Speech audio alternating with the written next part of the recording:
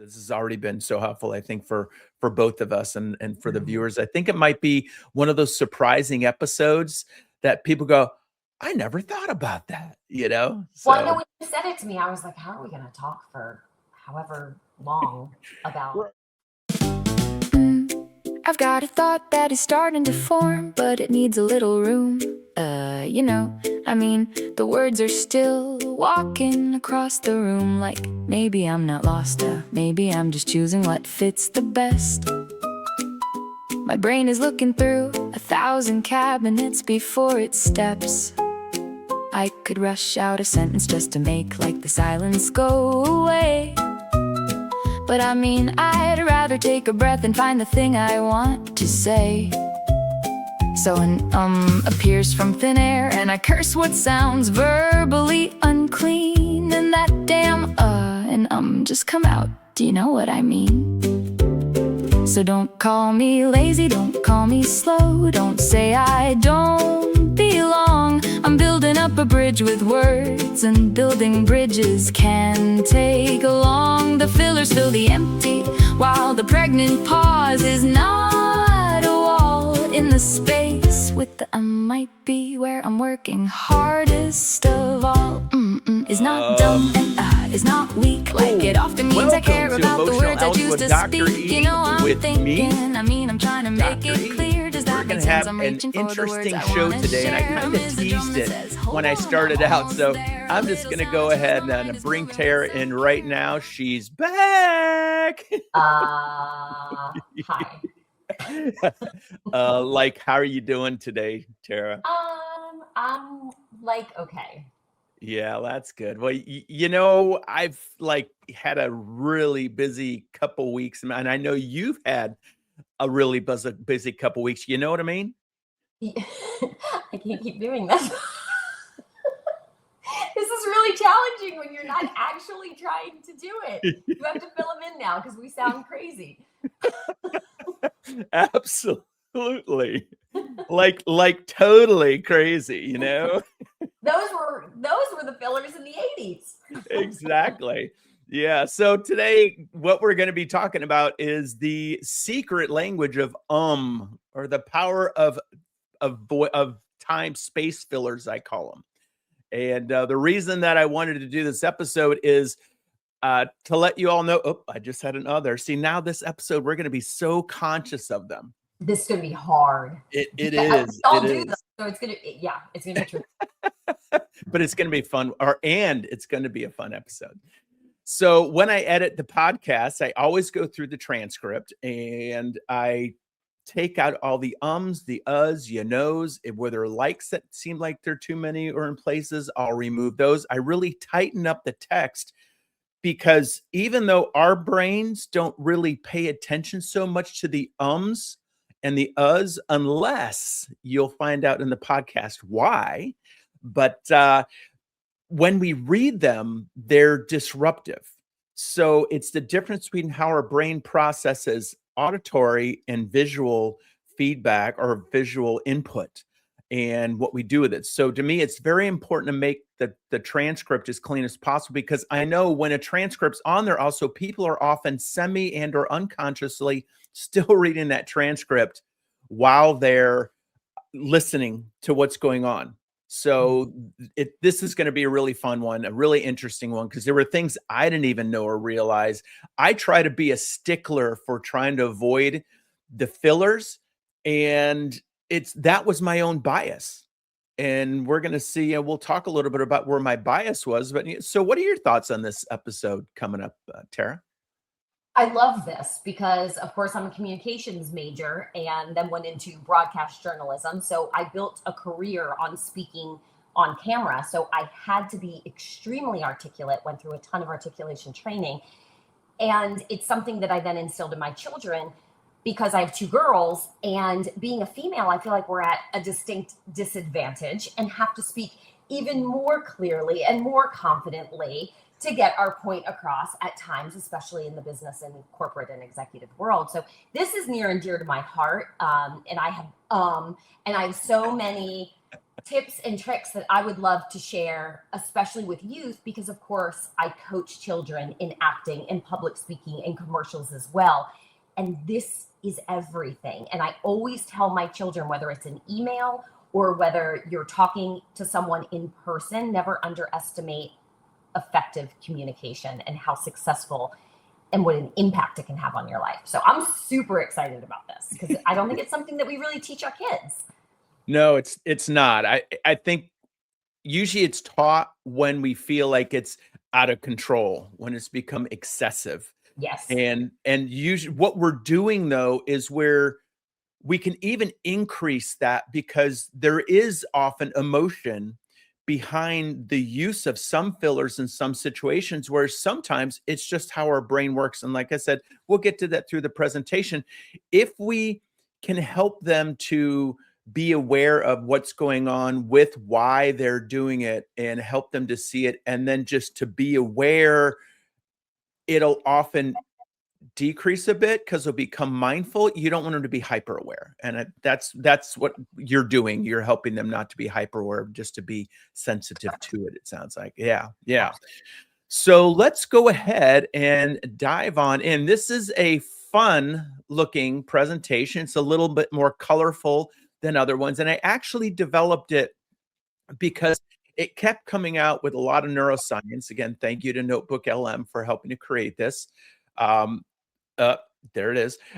But I wanted to make sure that it was understandable really for most people, because I even gave feedback to Notebook. I said, hey, I do this for a living, and this is still, some of this stuff is still a little bit beyond where I want to be able to understand it or explain it. So anyways, that's why you might see this, where we also both felt like it was a funner, more colorfully engaging presentation as well. So let's continue. So for listeners, it says the secret language, decoding the hidden signals that prove your brain is working in overdrive. So from here, got to get to there we go. So the biggest thing that we're talking about here, I think that a lot of people have that idea, is that when people say or like, that it means they're dumb. And that's not what it means at all. I know that like I said, that was my bias, that if I had too many ums in there, it meant I couldn't put a thought together. And that's not true at all. And that's what the thing to help people to see here is, if we only think that if we say that means we're dumb, and I'm a poet and I know it there, then we're going to have that bias that's probably going to put more pressure on ourselves. So was that some of the motivation behind your education with your speech stuff, is having make sure people that didn't think you were not as intelligent as you were, and using those and looking at speech patterns? I think there's a societal bias for sure Mhm. when Mhm. people excessively use these filler words. Kind of like, it definitely diminishes the value of the speech that you're trying to convey. So yes, that is always my plan and my purpose, is to make sure that the kids or the people that are using the articulation are doing it properly, so that they understand the power of their words, because we never speak without feeling like we have to convey something important, right? Or we would just be Mhm. quiet, we wouldn't talk. So every time you open up your mouth, you're obviously saying something to be heard by someone Mhm. else. So that's always my why. I want to make sure that whatever someone is saying is being perceived effectively by the person that they're trying to communicate it to. And by eliminating those filler words, your message is more effective. Yeah. I think the idea to get across to y'all is that it's impossible to remove these totally. You Absolutely. you would be thinking, now what I've learned to do, because I would literally, when I do my deletions and edits, when I first started, it would say there were 63 there were 43 there were 23 and seeing that frequency of that really let me know that rather than do a filler, I sense now almost when a filler's coming on, and that lets me know, slow down and take a breath, Yeah. because I know I speak really fast. A lot of people tell me I talk really fast because I know pretty much I've said a lot of these things and I've talked about a lot of these things so many times that it just flows off my tongue. My brain's organized with it. It has all the information ready. Often when people are looking for those words, that's when we're going to use those fillers. And also, it did have to do a little bit with my comfort and confidence and getting used to doing this podcast and getting away from seeing it as a podcast. Now it's just a conversation. This is as easy as sitting with somebody in their house and having this conversation now. So I can also acknowledge that there was some emotional issue behind it that was affecting it that I was maybe semi-conscious of, not totally conscious of, but semi-conscious to unconscious of. And that's what we really want to be aware. So it's not a bad thing if you take a recording and you listen and you put it in and you start to see fillers and you have like word count up the frequency of those words. It'll give you really good feedback as to how often you're using those fillers. Have you ever done anything like that, Tara? That's the core of my training. Okay. So of course I'm on camera most of the time, and the kids that I am prepping are for auditions most of the time. But even with my own children, I would tell them, record yourself, because I'm helping with a middle school musical right now. And I literally told a girl 2 days ago, I need you to record yourself. Not so much for the fillers, but even what you're talking about. I was trying to get her to slow down, which to me falls under this vein as well. We couldn't hear her. We couldn't comprehend her. And what she is saying is so important. She's Miss Hannigan in Annie Jr., right? So like she is this super fun part. And there is literally not one word that was written in that musical, one line that is not meant to be heard. So she has the responsibility as the actor to make that line heard. There's no throwaway lines. So by recording, she can then hear what everybody else is hearing, because it's like the worst thing ever, right? If you're a singer, like you record yourself and then you listen, you're like, oh my gosh, is that what I sound like? When I first got into broadcasting, seeing myself on camera, hearing myself on camera, it wasn't pleasant. Like I had to get used to it, because you don't see yourself unless you're talking to yourself. Kind of weird. Like you don't really see what other people perceive. And you also don't hear yourself how other people hear you, because it's coming in through your own head, your echoes in your nasal cavities and up through. So you don't. So I remember when I was a kid and I used to hear my voice, I was talking to mom, I hate my voice. She goes, well, then just talk differently. I was like, okay. I mean, it wasn't a bad thought. She was trying to help me out. And then I just, for years, and then, as I did more on TV and the news and I had to watch myself and listen, you do become used to it. And I think even that's a good way, like just become used to yourself and how other people see you, and give yourself grace, accept yourself, even with these fillers. If you focus on it, it's often going to increase them, because like I said, and we were talking about, the emotional issues then will increase the amplitude of that frequency, and therefore increase the amplitude of the coping mechanism and behavior, which is often a filler, and we can't avoid it.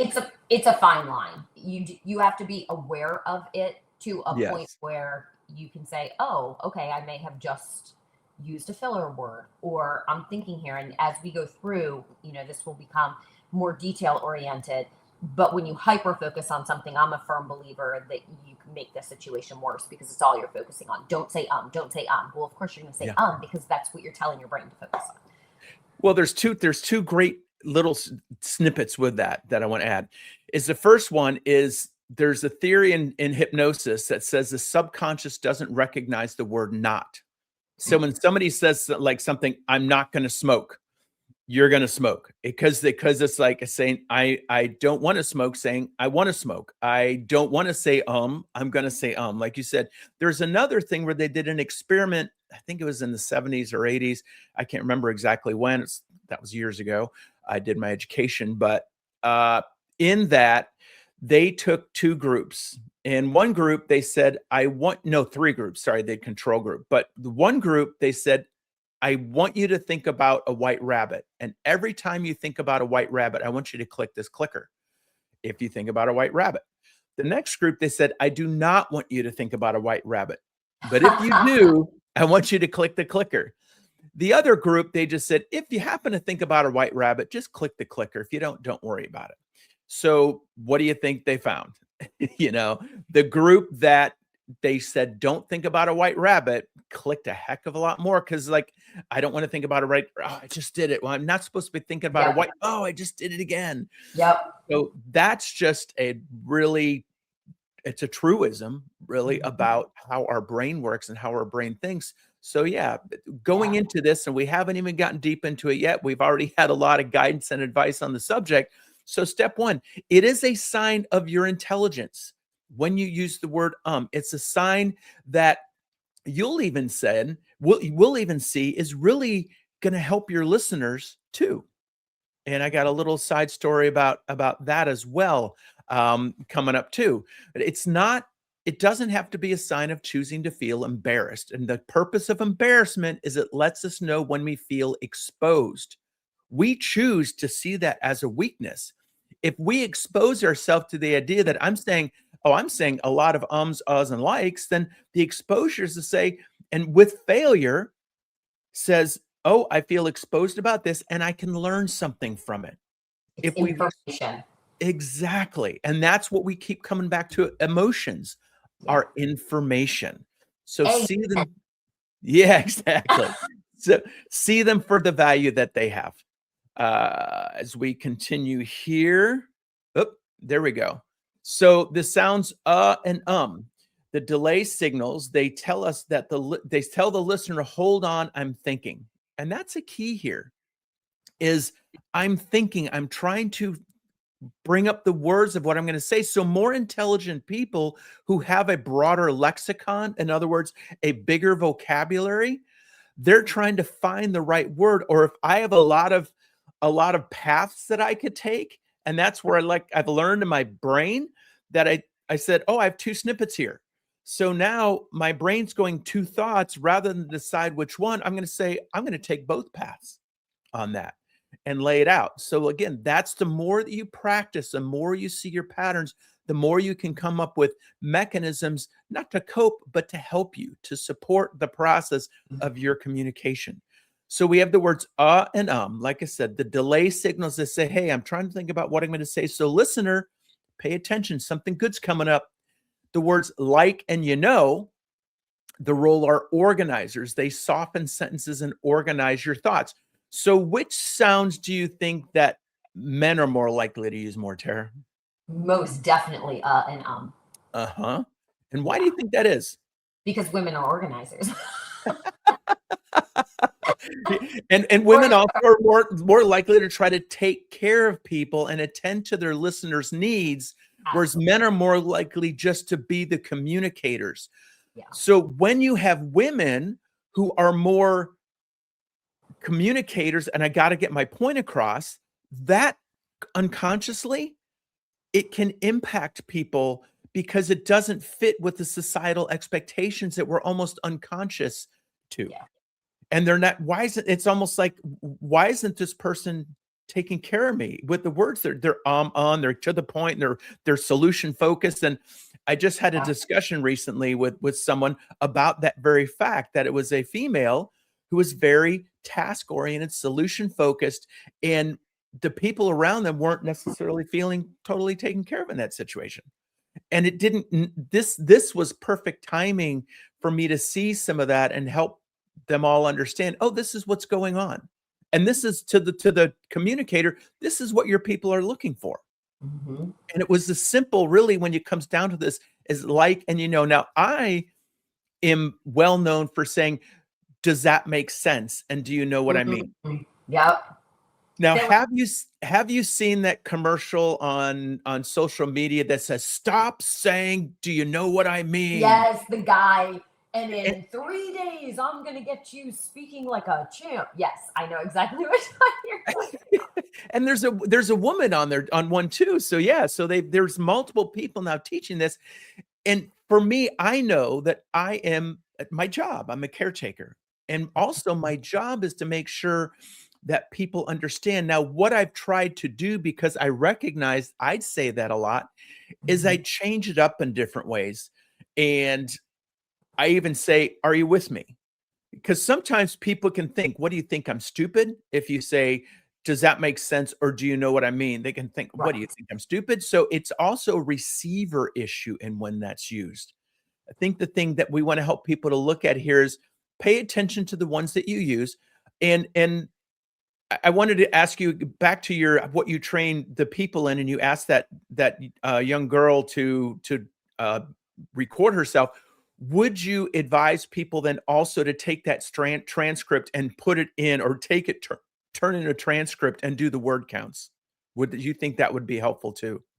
Yes, and what's funny, Eric, is I've never thought of that previously. Hmm.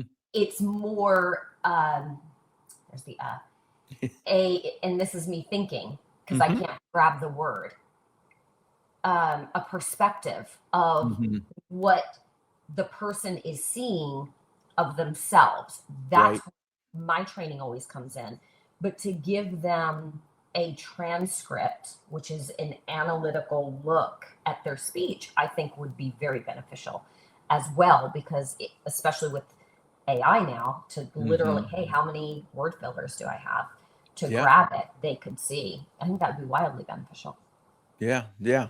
At that and that really this helped occur to me too in that, and as we were this is like I said, this has already been so helpful, I think, for both of us and for the Mhm. viewers. I think it might be one of those surprising episodes that people go, I never thought about that, you know? Well, I know So when you said it to me, I was like, how are we going to talk for however long we're about, we're already I 21 mean, minutes into it. right. And I literally just said, like, Yeah. So your brain is a supercomputer. The is the loading wheel. So when we're missing a word, like we're realizing much more cognitively now, processing it aloud, is we're missing a word, searching, we search the mental dictionary. It keeps the conversation alive. So it fills that gap. And that's where, as humans, one of the hardest things I do in my office is let the person have empty space and let it feel okay. And B, almost more importantly, let me feel comfortable in that empty space. so rewind this 60 seconds. And like this is my brain right here. I couldn't find a word. I was searching. I said, like that's literally what just happened. And I will say, different stages in life for me now going through menopause, your brain is just like uh, Mhm. it's hijacked. So that's really important to let women know that you are going to feel like, where did my brain go? Where did my memory go? And you are searching for words more. And number two, something that I really like to teach is that there's so much power in silence because everyone's afraid of it for some reason. Like we have to fill every second when we're in conversation. So, especially if you're giving a presentation at work, at Mhm. school, in an interview, there is so much power in just don't talk, just like You see, I was gonna say who was gonna say something. It was that. I think Yeah. what happens is when there's silence, we feel. And you start to feel, and for a lot of people, you think we always take it back to ourselves. So you feel uncomfortable. Like, am I supposed to speak? Did she ask me a question? Maybe you weren't paying attention. Was Mhm. I wait, what's happening? Because people are not comfortable with that silence. However, if you're commanding enough and confident enough in your speech, people will know that that silence is deliberate. And that's a powerful statement in and of itself with Mhm. literally not saying a word. Right, right. Yeah, and it almost lets the receiver fill in the space. And Yeah. what they fill in that space with is up to them, and sometimes that is more powerful than even what the person was gonna say. So I Well, think it's nice to let people stop and think for a second and process because we're just bombarded, especially now, with social media. It's like scroll, scroll, scroll, and it's like message, message, message, message, message. And I don't know how many people throughout their day just stop and sit in silence, take a walk in silence, just be there. It's almost like it's a lost art form of just being quiet. Yeah. Totally agree. Totally agree. And that's where, again, we're not giving our chance to feel, to think, like you said, to process. And Yeah, I don't think many people really want to process too deeply. I And that 100% agree with that. and that's what I hear. I think I would wonder if we really did research on cultural research to look at the cultures that sit with more silence and more quiet, and look at the levels of violence and aggression Mm, and also even mental illness to some degree. yeah, And if you it's there's a balance. Too much silence can, if you have nobody to feed back to you, that cannot be a great thing, because you're circling in your own brain. So you need that feedback from the outside world, and healthy feedback, not mhm, somebody hammering and pounding you. So it's a healthy feedback. Whereas also, even if you go to the movie Castaway, what did he do? He created his own human to communicate with, which was a really great coping mechanism. right. People might say he was crazy. That was a brilliant thing, because it gave him somebody to dialogue with, and then have that dialogue impart that personality even on Wilson Yeah. in the movie. So while we're talking about the ums and uhs, we're not really getting too far afield from it, because we want to realize the reasons that we might even use those is not just looking for a word, it's also to fill that space. And it's okay to have that space. It doesn't make you look dumb. It can also quiet, and giving that space can help you also to look thoughtful in that process. So let's again, if you understand, viewers, what I'm doing, I'm scrolling between my screens here to get to these different things. I run the show. So Do it well. yeah. Thank you. So here we have the and the cheat sheet, and there is a difference between the two. And that's why this was so cool to do this and really look at what's happening. So if we look at the frequency, there are 90% us and 10% use of the word um. Is about, I need a split second. It keeps people's attention locked on you, so you're not going to lose attention. And that's where we'd argue that even silence can keep people's attention. That would probably be in a one-on-one. If there's more than one person, though, and a lot of people want to jump in like triple Dutch jump rope, it can be a competition to keep people's attention. I think people, even in the media, want to keep people's attention. And I know, and I learned, and one thing you don't want in the media is silence. It's called dead air. Yeah. And yeah, dead air is awful in news, which is funny because it's all how your brain is wired, right? So it was Mhm. a lot of me learning how to be okay with silence because I was programmed no dead air. But please Exactly. continue. Yeah. Yeah. And it helped me with when I used to look at sound bites. I Yeah, would often do all my research, and in my head, I'd build my sound bites. I'd know that I could talk. Obviously, it's why I do a podcast, so people can't cut me off. Nancy Grace. Anyways, that's a oh, whole other story. that's your shtick. When you're saying something that the host doesn't like what you're saying because it doesn't agree with their own view that they want to show their viewers, guess what they have the power to do, you know? Catch up. Yeah. Hmm. So, anyways, I think we know how that might have occurred in that situation. So, the is a little bit longer delay. It said it's two and are two sounds. Is just one. So the is longer to say. So it's also a sign of a major delay for a word hard to find. It gives the person's brain a break. It gives the brain a breath to breathe and process. So that's why part of what I've learned to do is just to work to talk more slowly. So the brain is seeking to be incredibly accurate. It is accurate for the most part. The silence following the is scientifically proven to be longer than the silence following the Isn't That's so that cool. fascinating? It's so cool. I'm geeking out over and Yeah, just that little bit. And the other thing is, people did research on this. Yeah, yeah. So that's the cool thing, is people thought to do research while we just thought about doing a podcast episode on it. Right. So Thank you for doing that research, people. So why do they spill out and the heavy backpack we carry? So when your brain its working memory gets too heavy, it runs out of the power to find words perfectly. So our brain is like our RAM, okay? And that's what our computer is has on the screen at all times. So I have literally 40 tabs on my browser open. I have 10 different programs open on my computer. That's using a lot of RAM. And what happens is that RAM on the computer has to swap between what's active memory and what's in the background memory. And it's still filling that RAM up, because then that has to go to the hard drive, and the hard drive is stores some of that information it's not using right now, but then it has to be able to quickly call on it. That's pretty much the same thing our brain does.